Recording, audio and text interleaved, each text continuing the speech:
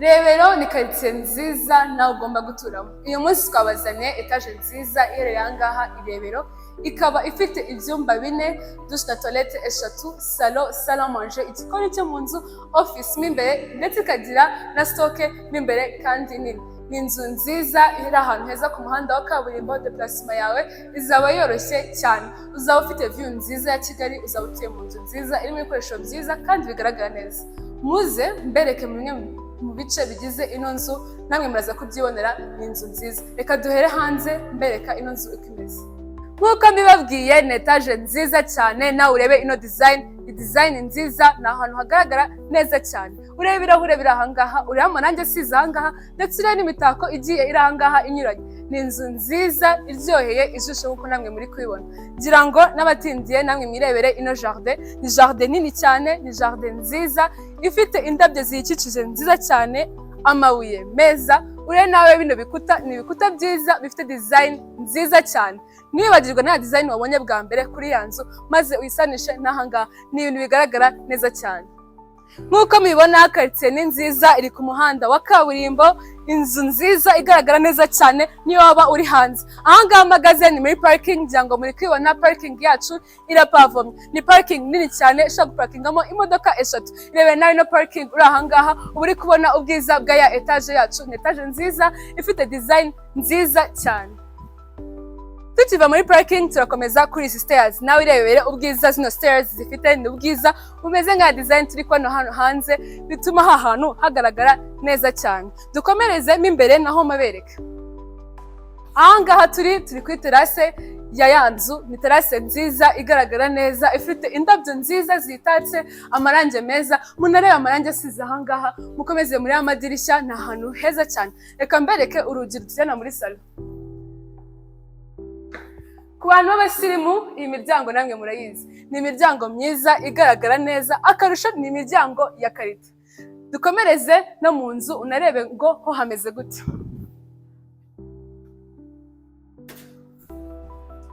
Karibu muri salon y'ino nzu. Ni salon nini cyane, ni salon nziza. Irebe nawe imitako igenda iguhereza ikaze muri salon. Ni salon igaragara neza, ifite amatara meza, igaragara neza cyane. Abantu mukunda ibintu byiza b'abasirimu, mureba n'amakaro ari hano, ni amakaro meza atuma ubwiza bwa ya nzu bukomeza kurushaho kuba bwiza. Ureba amatara ari muri ino salon, ni amatara meza agezweho atuma ahantu hagaragara neza cyane.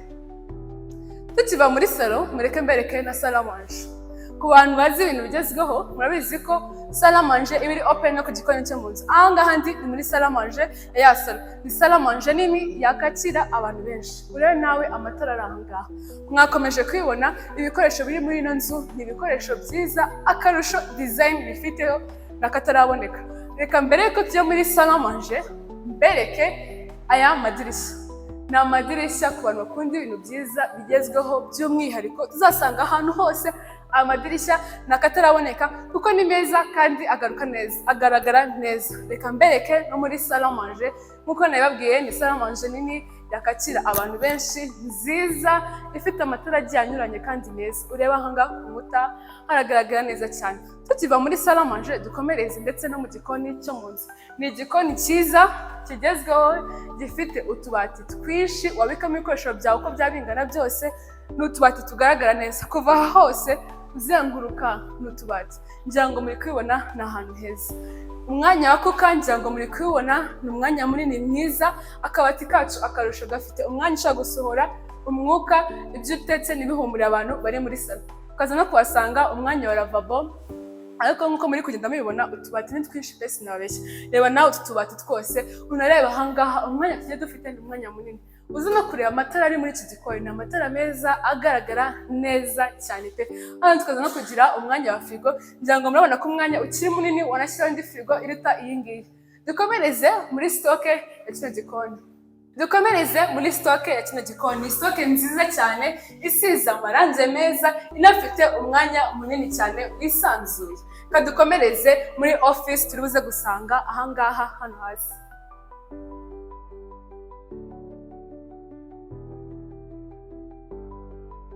ariko mbere yuko turebana muri office namwe murebe imiryango iri ahangaha. Ni imiryango myiza, abasirimu murabizi imiryango myiza ya karite igezweho, iyi ngiyi iza ku mwanya wa mbere. Turebane office yacu. Ibaze nawe wicaye ahangaha uri gukora akazi kawe, cyangwa se uri gusoma igitabo cyawe, cyangwa se uri gukora ibindi bintu. N'ahantu heza hisanzuye, hari amadirishya meza ashobora guhereza akayaga, banadusigiyemo umwanya ushobora gufungura idirishya, ngira ngo muri kubona imibu ntiyirirwe yinjira kubera ko harimo kano kantu. Namwe murabona ino nzu ifite ibikoresho byiza. Tukiri aha hasi rero tuza kuhasanga douche na toilette abantu bari muri salo bashobora kuza gukoresha. Irebere nawe ino douche ifite ubwiza bwihariye. Urebe ino miruwari iri inyuma yanjye, ni mirror nziza cyane, ifite lavabo nziza, utubati twiza, toilette igaragara neza, amakaro yose nababwiye ni amakaro tuzakoropa ngakunanira. Reba nawe ino shower, ni shower igezweho. Urebe amatara ari ahangaha, hari umucyo mwinshi, haragaragara neza cyane. Iyi douche na toilette rero hari icyumba umuntu urimo ashobora kuza gukoresha. Mukomeze namwe mwirebere, imiryango ni myiza, haragaragara neza cyane. Amakaro ari ahangaha, urebe amarangi asize ahangaha ni amarangi meza. Unazamuka urebe kuri parafo, ni parafo ya gypsum nziza. Akarusho iri tara amazu yazemo nangaha, ni itara ryiza, ni itara rigaragara neza cyane. Urebe amadirishya ari ahangaha, ni amadirishya ntabwo bizigeye kugora mu byo kongera uhindure, kuko njyana nayo ni amadirishya meza ashobora kwinjizamo umuyaga ndetse adatuma n'imibu yinjira. Reba nayo hano hantu ni heza cyane. Nk'uko mumaze kwibonera igice cyo hasi, bibutsa ko ino nzu ari etaje ifite ibyumba 4, douche na toilette 3, salon, salle à manger ndetse na office. Tumaze kurebana bimwe mu bice byo hasi, turebane hejuru tuza kuhasanga ibyumba bindi 3 bisigaye, aho turi basange chambre principale.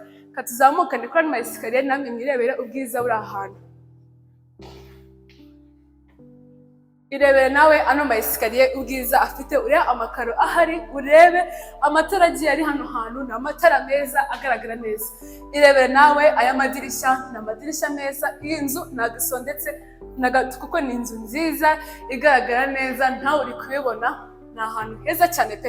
Amakaro ari ahangaha afite umwanya mugari, ntabwo ari amazu uzamuka ku makaro ku ma escalier uri kubyigana. Urabona ko ni ahantu heza cyane hagaragara neza.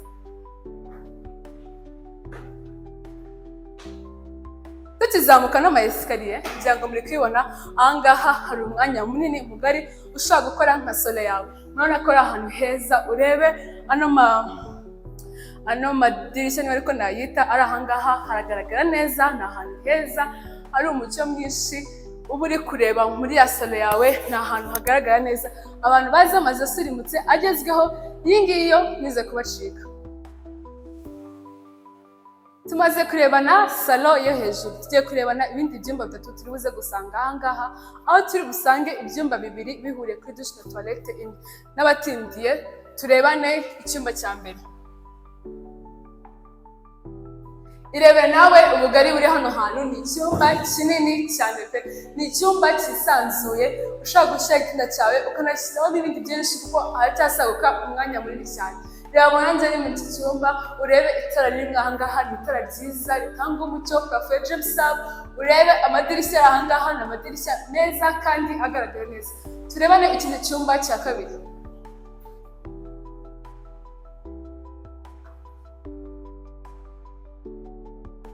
Ahangaha turasanga ikindi cyumba cya kabiri kuri floor yo hejuru.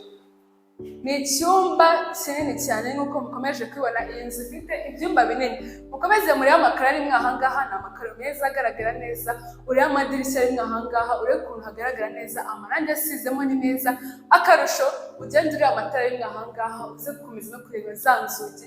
Iyi nzu ifite ibikoresho byiza cyane kandi bikomeye. Turebane sasa rero douche na toilette ibi byumba bihuriyeho.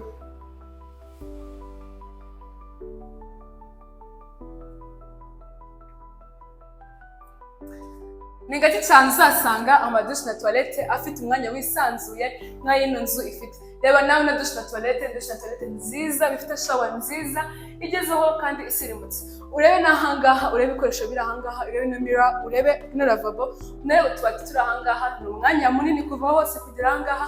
No kuri toilette ni ahantu heza, amakaro arimo ni meza cyane pe. ibaze nawe niba ahangaha ari mu byumba bisanzwe cyangwa se ari muri dushe toilette bisanzwe, wakibaza chambre principale imeze gute. Reka rero mbamare amatsiko turebane na chambre principale. Karibu muri ya chambre principale. Reba nawe chambre principale ingana gutya, ni chambre principale nini cyane. Njango muri ko kunona chambre principale ari chambre principale ifite umucyo mwinshi, igaragara neza cyane kurushaho. Reba rino tara riri ahangaha, ni tara ryiza, ni moderne, rigezweho. Tukasanga amarangi meza asize neza, amatara agiye ari ku mpande, ni umwanya munini cyane wisanzuye. Mbere ko turebana dushe na toilette, turebane kuri balcon ya chambre principale.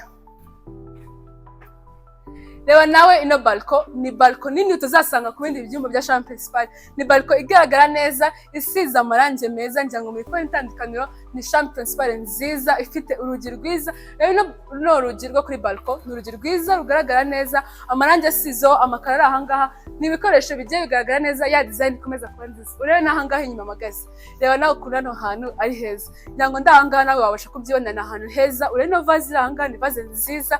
Akarusha uri kureba ya neighborhood yawe, neighborhood nziza cyane, haragaragara neza, ni heza.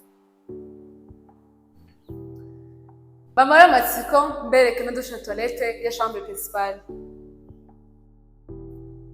Irebe nawe ino dushe toilette ya chambre principale, ni dushe toilette byiza bifite shower nziza cyane, amakaro meza.